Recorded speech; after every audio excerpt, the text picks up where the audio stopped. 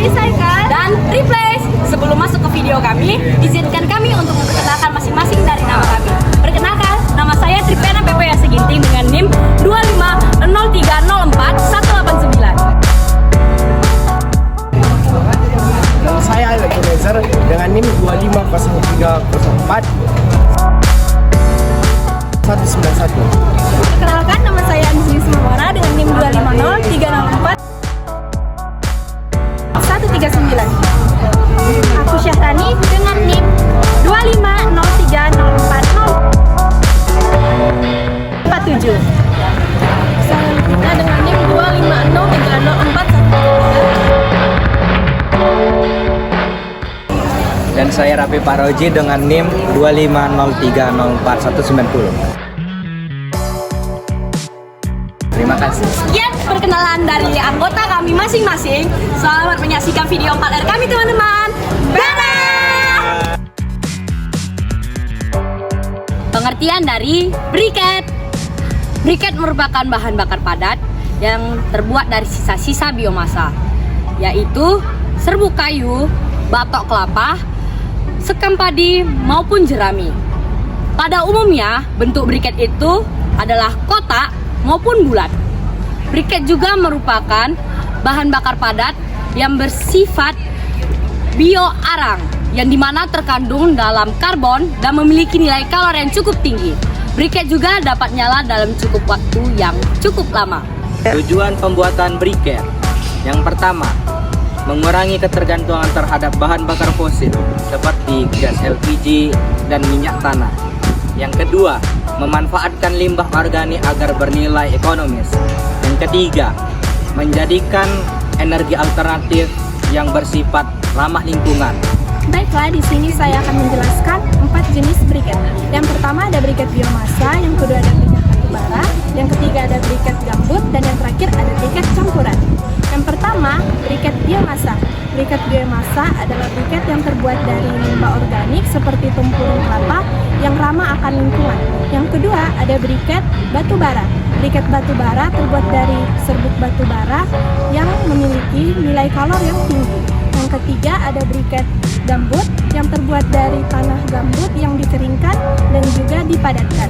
Dan yang keempat, ada briket campuran, yang dimana campuran dari batubara dan biomasa untuk meningkatkan efisiensi pembakaran. Syarat batok kelapa sebagai bahan baku pembuatan briket. Yang pertama, kering, dimana batok kelapa harus memiliki kadar air kurang dari 15% untuk mempermudah proses pembakaran. Yang kedua, tidak berbau dan tidak berjamur, karena jamur bisa menghasilkan arang yang kurang berkualitas. Yang ketiga, tebal dan keras, karena bisa menghasilkan arang yang padat dan dengan nilai kalori yang tinggi. Yang keempat, warna coklat tua yang menandakan kelapa tersebut sudah matang dan kuat.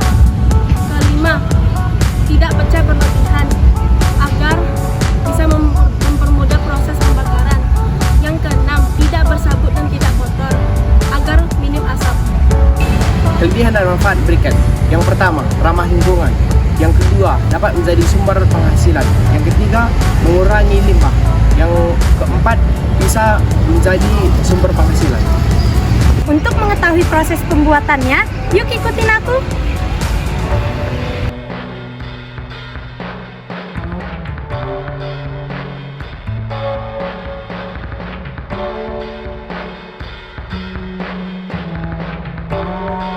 Langkah pertama, pilih batok kelapa yang terbaik, yang bersih, kering, tua, dan masih kuat. Pastikan juga sudah bebas dari jamur dan sabut supaya hasilnya lebih maksimal.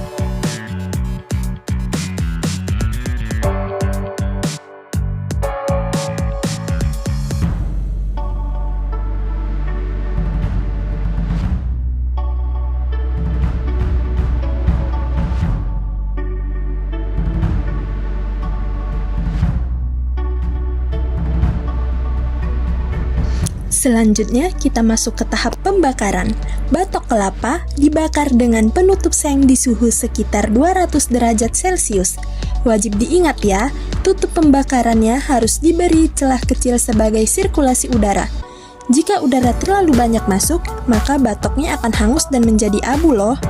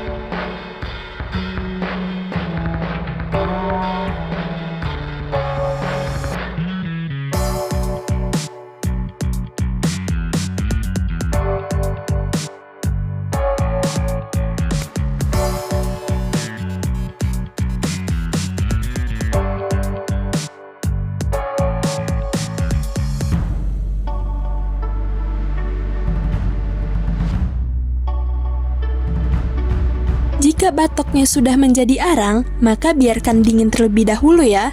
Setelah itu, kita tumbuk batoknya hingga menjadi serbuk arang. Lalu diayak atau disaring supaya ukuran serbuknya lebih rapi dan seragam.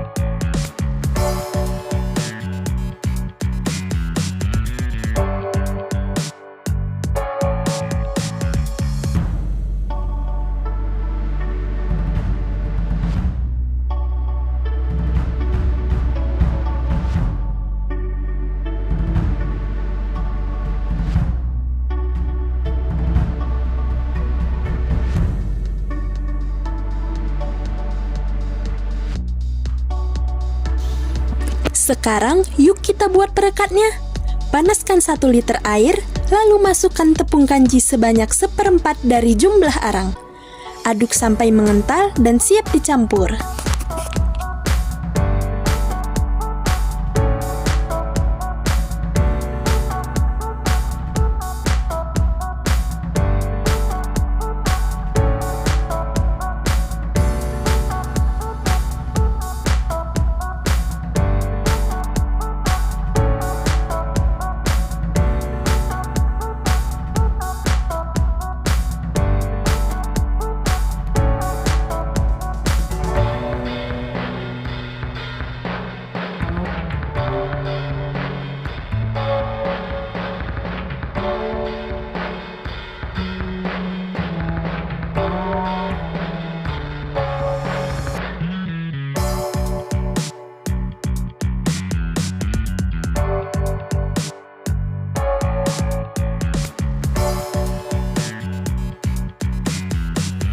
Tahap selanjutnya, campurkan serbuk arang dengan larutan kanji.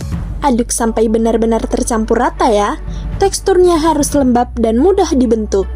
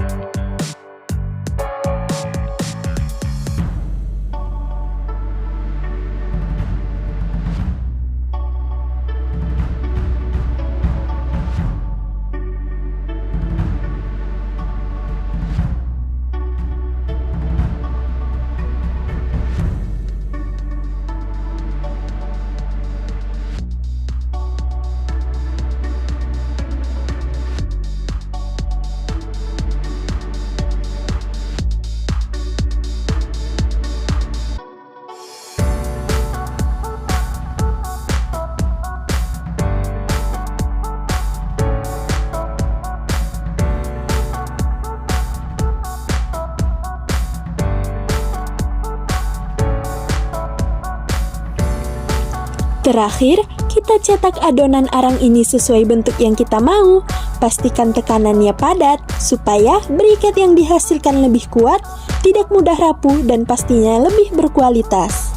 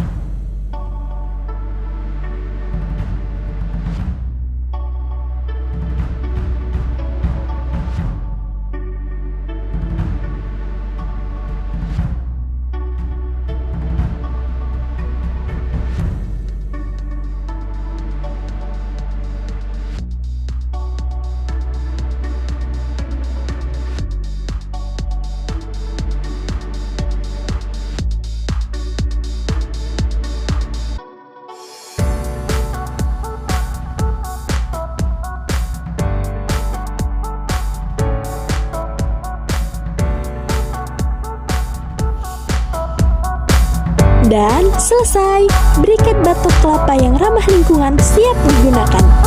Pastinya lebih mudah, efektif, dan bermanfaat.